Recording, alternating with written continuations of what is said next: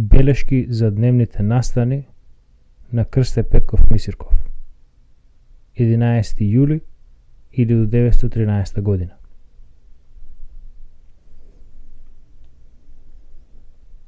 Го завршив препишувањето на статијата на Н. Јаворски. Утрово бев во Ахтрихка, се прошетав натаму и назад пеш. Купив хартија, пликови и пера и решив да му напишам белешка за балканските прашања на господинот министер за надворешни работи и да направам копија од неа за П.П. Кисимов. Концептите на оваа и на следните белешки ќе ги запишувам во тетратките на своите мемоари, а не како порано на одделни листови хартија, кои многу лесно можат да се изгубат, како што се случи со повеќето мои политички писма, извештаи и белешки од времето на босанско-херцеговската анексиона криза. До неговото високопревосходство, господинот министер за надворешни работи, од македонскиот бугарин К.П. Мисирков. Белешка.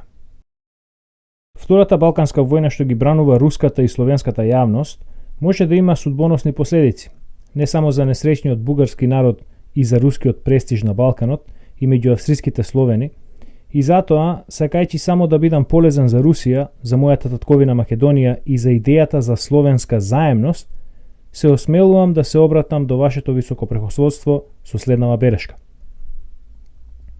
Во Харковскиот вестник Јужни крај од 8 јули е објавен мощно интересен допис од Париз под наслов Русија и Франција на Балканот. Во него, покрај општите размислувања за руската и за француската балканска политика, се содржани следниве погледи. Трагедијата на Бугарија не е во нејзиниот воен пораз, не е во борбата на 4 фронта, туку во судбинската неопходност да бара поддршка од Русија, во надворешната политика олицетворена од националисти и империјалисти. Политиката на господин Сазонов, нашиот либерален блок, ја одобрува не само затоа што министерот за надворешни работи е најмногу склон да води сметка за мислењето на јавноста и на државната дума, дури и не се плаши да биде близок со партијата на Народната слобода. Империјалистичките планови, претворањето на Црно море во Руско езеро, освојувањето на Константинопол, неутрализацијата на Дарданелите, значи и анексија на Ерменија и Анадолија и дефинитивниот пораз на Турција. Сите овие вековни планови на руската дипломатија најдуваат на симпатии кај либералната опозиција, која е необично безгрижна во врска со надворешната политика на земјата. Бавното постапно движење кон југ се смета како да е историска предодреденост. Настаните од последниве години ја истакнуваат кандидатурата на Бугарија за местото водач на Балканската коалиција.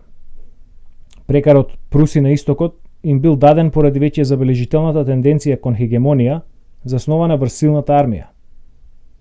Се чинеше дека блескавата победа на Турција им ги дозволуваше и најризичните надежи. Така веројатно и че се случеше, да не беше конфликтот меѓу великобугарските мечтаења и великоруската стварност. Ако веќе на руската дипломатија навистина и беше судено да внесе во својата актива неколку победи во збрката на последнава година, поразот на Бугарија требаше да се смета за нејзина апотеоза. Бугарија беше победена, уништена и ослабена од оној момент кога со дозвола на Русија, Романија објави мобилизација на својата армија. Руската дипломатија одеднаш уби многу зајаци. Ја ослабе Бугарија, одземајќи ја за долго време можноста да мечтае за хегемонија и освојување на Константинопол, се помири со Романија, дозволувајќи да откине парче бугарска територија, ја зајакнува Србија против Австрија и ја ослабе Австрија, одцепувајќи ја од неа Романија. Освен тоа, уништената Бугарија беше принудена да ја моли за покровителство повторно Русија, бидејќи надежта на Австрија е слаба. Од гледна точка на великорускиот империјализам, блескави резултати. Но за долго ли? Прашува авторот на статијата. Доколку авторот е во право во своите заклучоци, зашто не би сакал да верувам, јас можам наместо него да одговорам дека резултатите на рускиот империјализам постигнати со уништувањето на Бугарија не само што не се долговечни, туку се крајно ништожни. Ако наведените погледи на авторот на гореспоменатата статија почнат да ги споделуваат не само бугарите, туку и австриските словени, тогаш ќе биде крај на словенската идеја, тогаш и едните и другите на руската политика ќе почнат да гледаат како на подмолна и поопасна за словенството од австриската политика, а самото тоа е непоправлив удар за руската надворешна политика и за рускиот престиж меѓу словените. Досега словените ја сметаа руската политика за искрена и честна. Ако пак Русија, како што вели авторот на погоре споменатиот допис, го подготвила и го реализирала разгромот на Бугарија со цел потоа да ја принуди да моли за руско покровителство, во иднина ни еден словенски народ, освен србите, кои живеат далеку и не граничат со Русија, нема да се осмели да ја се ослони на Русија, а тоа е доволно за Австро-Унгарија. Разгромот на Бугарија не само што е реализиран, туку и да бил само допуштен од Русија, ќе го измени односот на австриските словени спрема Русија на штета на руските интереси. Руската дипломатија не може да најде никаква значајна компензација во зајакнувањето на Романија и на Грција како замена на ослабената Бугарија, која секогаш ја сметав за единствена сигурна потпора на Русија на Балканот и во изгубувањето на симпатиите од последнава и од австриските словени.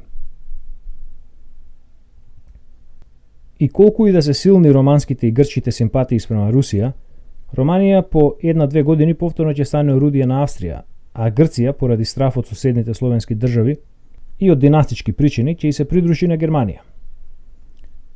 Користа на Русија од зајакнувањето на Србија на сметка на Македонија е само илузија.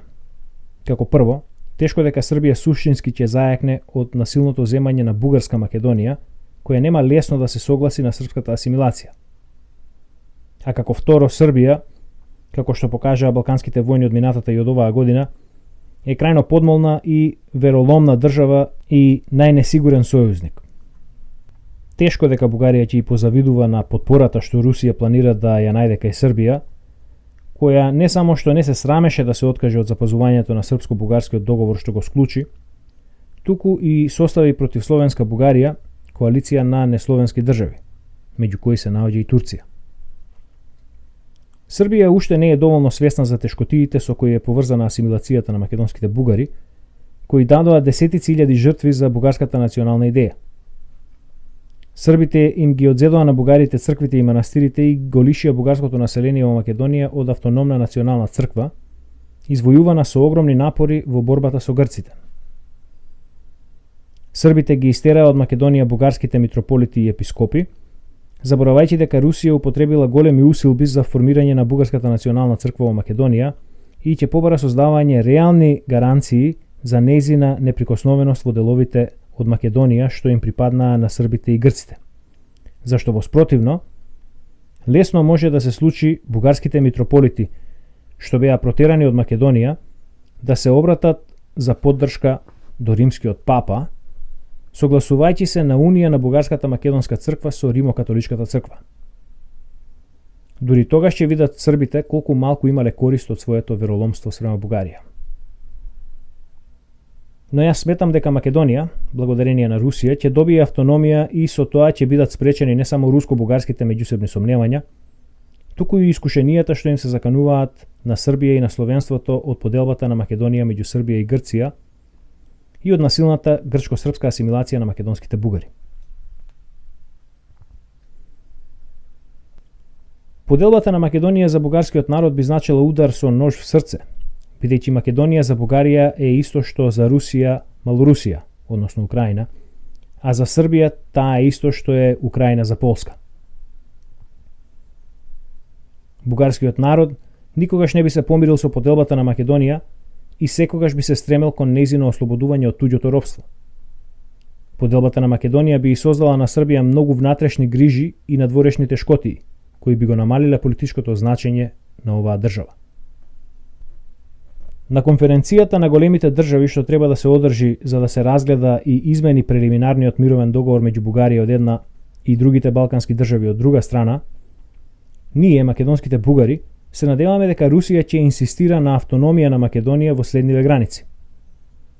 Меѓу реката Струма, Родопите, поранешната бугарско-турска и српско-турска граница, Ујскупскиот Карадаг, односно Скопска Црна Гора, Шардаг, Шар планина, реката Дрим, Охридското езеро, реката Бистрица, Алкијамон и Егејското море од утоката на последнава река до утоката на реката Струма.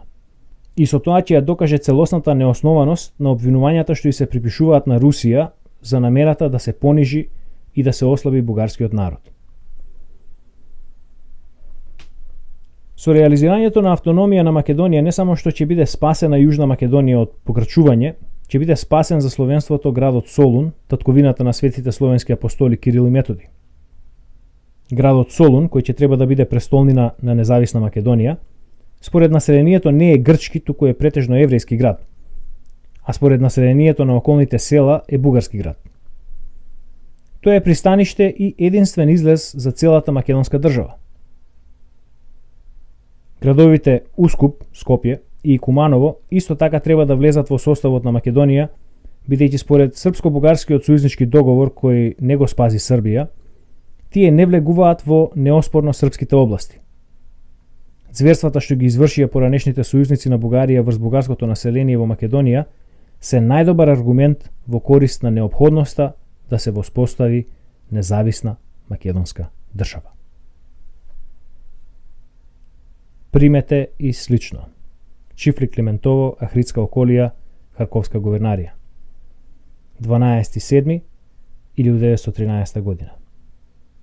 Македонец, пречкртано во оригиналот, од Крсте Мисирков, К. Мисирков.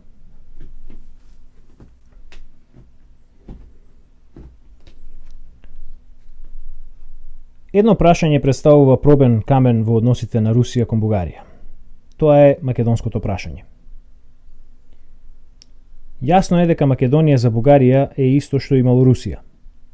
Ако Русија, без оглед на тоа што Полска владеела во Малорусија 300 години, сепак ја побарала и ја зела од Полска, уште повеќе Бугарија има право на Македонија, во која во 14. век србите владееле само 30 години.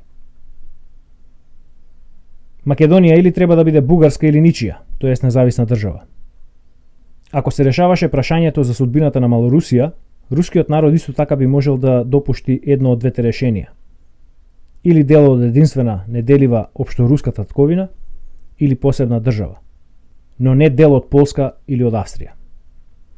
Во зависност од односот на руската влада спрема македонското прашање, ќе добиеме реален доказ за незамешаноста на Русија во желбата да се поништи Бугарија.